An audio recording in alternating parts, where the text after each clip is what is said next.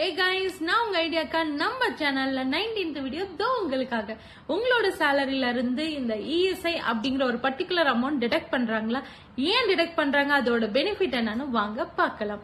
ESI பொறுத்த வரைக்கும் employee state insurance, அதாவது எம்ப்ளாய் ஸ்டேட் இன்சூரன்ஸ் கார்பரேஷன் ஆக்டுக்கு கீழே ஒரு எம்ப்ளாயி கிட்ட இருந்து 0.75%, எம்ப்ளாயர் கிட்ட இருந்து 3.25%, டோட்டலா 4% உங்களோட கிராஸ் சேலரி 21,000 அபோவா இருந்தால் மேண்டேட்டரியா இந்த இஎஸ்ஐ டிடெக்ட் பண்ணணும்னு சொல்லிட்டு கவர்மெண்ட் சொல்றாங்க.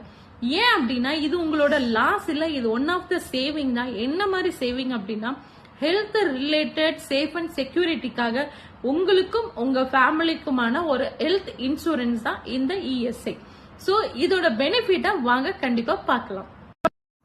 இஎஸ்ஐ பொறுத்த வரைக்கும் இது one of the government insurance தான். அதாவது இஎஸ்ஐ ஹாஸ்பிட்டல் இல்ல இஎஸ்ஐ கிளினிக்ல நீங்க போயிட்டு இதுக்கான ட்ரீட்மெண்ட் எடுத்துக்கலாம். எல்லா கைண்ட் ஆஃப் ட்ரீட்மெண்ட்டும் நீங்க இதுல எடுக்கலாம், இன்க்ளூடிங் சர்ஜரி இல்ல ஆக்சிடென்ட் ட்ரீட்மெண்ட், பிளஸ் பாத்தீங்க அப்படின்னா மெட்டர்னிட்டி, அதுக்கான டெலிவரி எல்லாமே இதுலயே போயிட்டு நீங்க ஃப்ரீ ஆஃப் காஸ்ட்ல பாத்துக்கலாம்.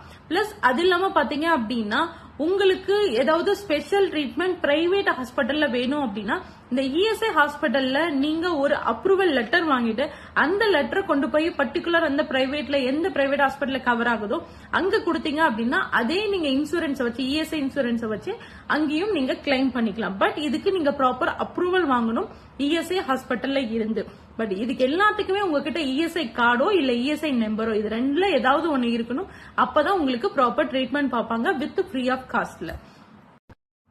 பிளஸ் இந்த இஎஸ்ஐ பெனிஃபிட்டை பொறுத்த வரைக்கும் நீங்க ஃபேமிலி மெம்பர்ஸ்ல 2 பேரை நீங்க ஆட் பண்ணிக்கலாம், உங்க அப்பா அம்மாவை.